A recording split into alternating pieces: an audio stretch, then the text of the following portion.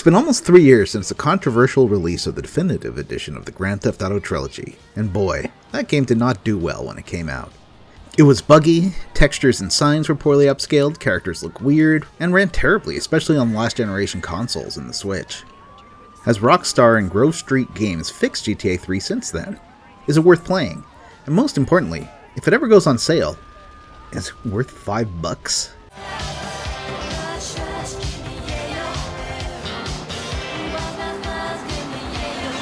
Hi, I'm Johnny, aka Cooper, aka Bears and Games, and this is a review. For funsies, I like looking at ports to the Nintendo Switch, because there's a billion of them, and they're frequently ignored by reviewers who want to stick to the big boy consoles at home and the PC. Even the Nintendo-specific reviewers tend to stick to familiar stuff, especially Nintendo-made games. But it's interesting to go and see what third-party console ports turned out like on the little console that sometimes can. Great! I got my wrenches and diagnosticators and hairpins and engine tape, so I'm all set! I've been playing a lot of Grand Theft Auto 3 these past 3 months.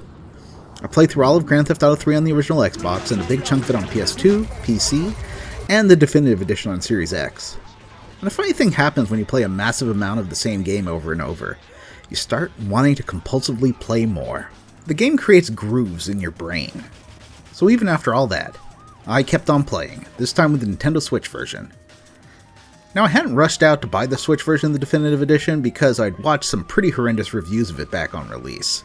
Plus, unless it's your favorite game series of all time, don't go out and buy releases of old third-party games on the Switch for full price. Put them on a wish list and wait for a sale, because that sale will be coming. So when the sale did come, I figured, why the heck not? People like my Switch port reviews. Let's strap back in and find even more super jumps, hidden packages, and rampages. So I finished it on Switch 2. I mean, Switch as well. There was no Switch 2 yet. I think it should be called the Super Nintendo Switch. Grand Theft Auto 3 is the breakout game of the open-world drivey-shooty crime genre. Sure, games have come out before that featuring driving around open polygonal worlds, car chases, being on the wrong side of the law, but this was one that synthesized it all together into the template for the genre going forward. Now, if you're not that familiar with the earlier Grand Theft Auto games, a lot of people started with San Andreas or 5, so that's not surprising. You might assume they've always been 3D open-world driving games from the start. But the first two, released in 1997 and 1999, instead were top-down games where the only 3D part was the city around you. GTA 1 was actually a bit of a hit on its own, causing plenty of controversy in its time, especially in the home country of the United Kingdom, where it was derided for encouraging violent behavior. This all sounds pretty similar to the same reviews of Grand Theft Auto 3, San Andreas, and 5, really. Why Grand Theft Auto 3 defines a genre is because it did so many things right, and grabbed many of the best parts from the games that inspired it. Its missions slowly wade you into deeper and deeper scenarios, and it's got a wide variety of goals and targets, and the driving controls are good, the writing is sharp, and for 2001 the presentation was pretty great. But the thing that it did best was present you an interactive world full of possibilities, both planned by the creators and available through its interlocking systems. The map is smaller than most open world games you'll find now, only taking you a couple of minutes to drive from one end to the other, but it's dense, with each block having its share of secrets, little alleyways you'd never noticed before, stuff on the rooftops, underground garages. And it's smart to reward you for this exploration, making it worthwhile. You can grab hard-to-find weapons, collectible packages, and special rampage missions where you have to kill a number of a certain kind of enemy, vehicle, or NPC within a time limit.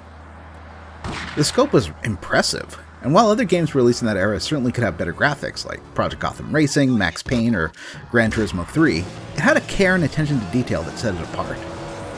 So, let's turn over to the Switch version. On the Switch, 20 years later, it's a bit of a harder sell. Not because Grand Theft Auto 3 is bad or dated, but because this just isn't a very polished version. To be fair, a lot of things have been fixed since release. The frame rate is smoother, the pedestrian models and quest givers don't look like monsters, and some of the AI upscaled assets have been redone. Some of them. You'll still get this banner for Irish mozzarella and pasta, for instance. It's supposed to be fresh. But you get the sense that the scope and needs of this remaster of games this big and beloved went far beyond the budget, resources, and time given to Grove Street Games. It's not based on the original code, but instead the Unreal Engine 4 remakes of the game that originally started on mobile. This isn't an emulation of the PS2, PC, or Xbox version at all, but a reconstructed from the ground up version. The new engine means a completely different look to the game. Color, distance rendering, motion, and handling are all quite different. On the Series X version, this came with some advantages. It runs at a silky smooth 60 frames per second, with all the cars getting sharp real-time reflections and much better, much more realistic lighting. On the Switch, though, the advantages over the original releases aren't quite so obvious. For one thing, it can't handle 60 frames per second. Heck, it can sometimes not handle 30. Now, the original PS2 version wasn't a frame rate king, and the Switch port matches or performs a little bit better, especially now that it's been patched. The Xbox version is far more definitively locked to 30 though, which the Switch is not. But performance aside, the biggest issue with the Switch version is resolution, especially while docked. It might be difficult for YouTube to catch this, so I'll try blowing it up a bit, but basically, it's using some form of temporal reconstruction, I think to raise the resolution up, that produces a large amount of noise around your character or vehicle as you walk around the city.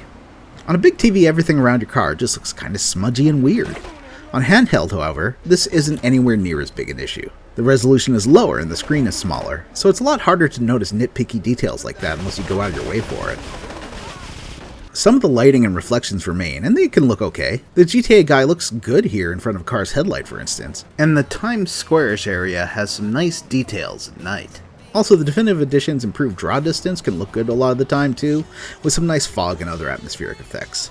Honestly, I would have loved a more straight, emulated port from the PS2 or Xbox version, much like how Nintendo did with their Mario 3D All-Stars collection. But this path is tricky when you don't own the engine the games were made on, Criterion's renderware, and if you were emulating a PS2 or Xbox game, you'd have to get a bespoke emulation of it running while on Switch, and one that doesn't violate any copyright laws when it comes to its design or BIOS. Rockstar doesn't want to keep licensing the renderware engine, which would have meant figuring out the licensing details of an outdated engine from its current owners, Electronic Arts.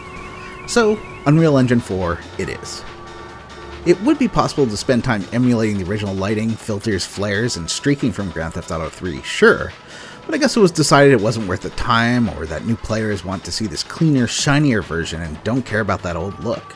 Which, hey, fair. I've still got my old discs to play on. The weird thing is that some versions of the Definitive Edition, notably the Netflix release on Android and iOS, do have a classic lighting mode that more closely mirrors the original feel of the game. But this hasn't been ported elsewhere. I don't understand why, because I'd love to see the classic lighting mode on Switch. But looks aside, it does play well. Driving especially is good, though not quite feeling like the original game. You can still speed around the city, the handbrake is still fun to use, and different types of cars feel and handle uniquely.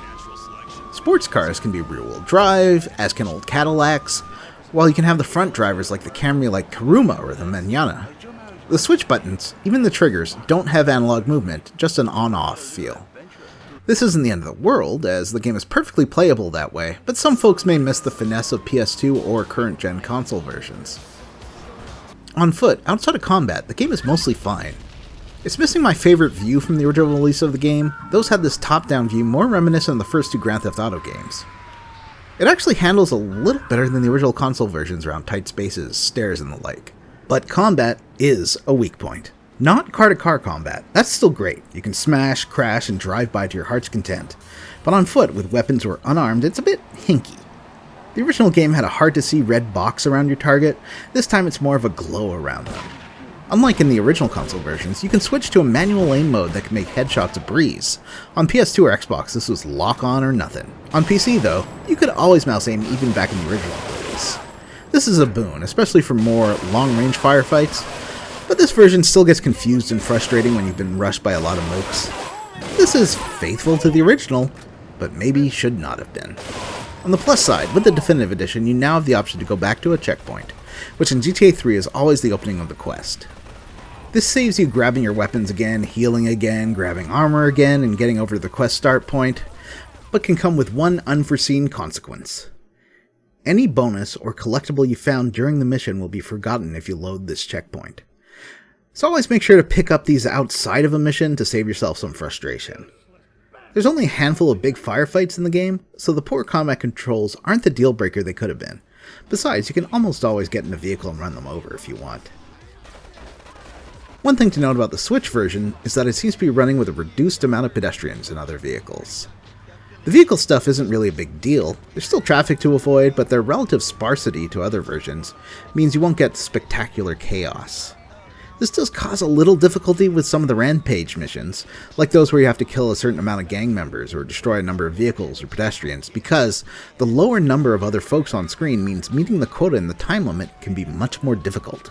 Initially, I viewed stepping back into Grand Theft Auto 3 with my open world series, link to it in the notes below, as a bit of a necessary but not that interesting step before going on to explore the other GTA games. But honestly, I was wrong. This game has aged well, and has some advantages over later games in the series, especially in the free-form nature of most missions and the artfully crafted world. So many times you can solve a scenario in an interesting or unintended way, and use your creativity to get out of some otherwise difficult scrapes. And sometimes they deliberately program in another method of finishing a mission that you might not have thought of.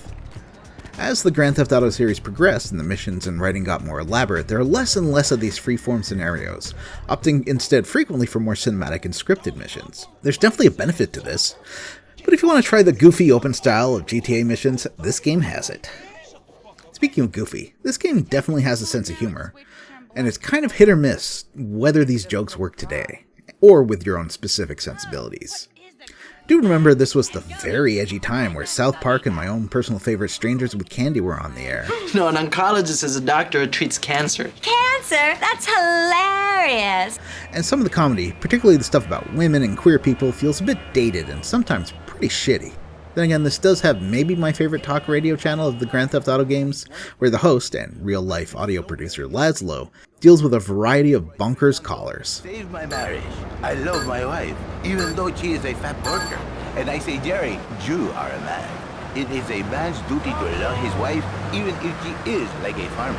And now, Jerry is saying. Don't expect a spread of songs and channels like the later games, but Flashback FM is great. Basically an entire Giorgio Moroder album, his soundtrack to Scarface, as well as a good selection of classical songs on Double Clef FM, and a variety of electronica and reggaeton for you as well. You have to believe me when I tell you that even this small selection of parody channels and real music was groundbreaking for the time. If you want to know more about the company that made Grand Theft Auto 3, the celebrity cast, the story, the references, and so much more, please check out my hour-and-a-half retrospective in my Kubert Opens World series on the game. Oh, and yeah, I do like to give a little review score at the end of these, so here we go. Let me dust off the old Garfield GamePro scale. Graphics, 2. Unfortunately, this version of GTA 3, of all the versions of GTA 3 I've played, is by far the worst looking. It wipes away the look DMA Design / Rockstar North put into the Renderware engine for a more sterile and bland Unreal Engine look, but then strips away most of the enhancements that made the other versions of the Definitive Edition pretty. Gameplay, 4. Plays well. Even with a lack of analog buttons and iffy combat, the base game underneath all the extras is finely crafted. And this version retains the good feel of the cars and the fun open world to traverse. Story, 4. We've got a mostly celebrity cast, which can be a bad thing, but they're well directed and the story has some nuance to it you might not notice on your first playthrough. Everything is interconnected and there's some fun undercurrents of your silent protagonist's psychopathy, and all the different crime bosses and other quest givers pitting you against themselves. The snappy writing and, for the most part, fun incidental dialogue works well too. City, 5.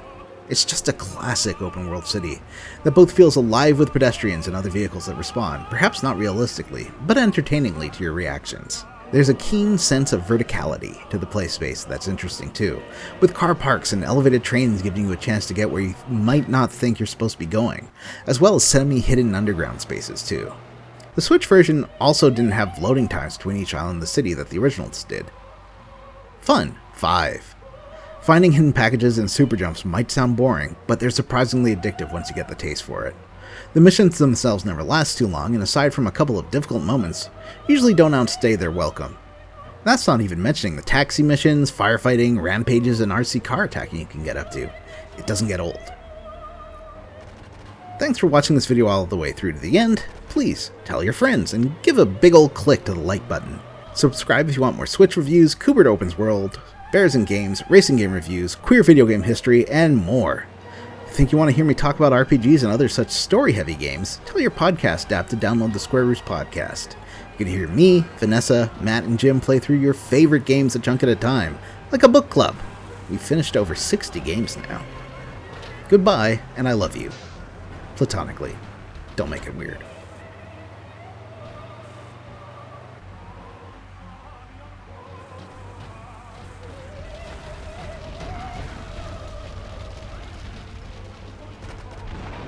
Ah!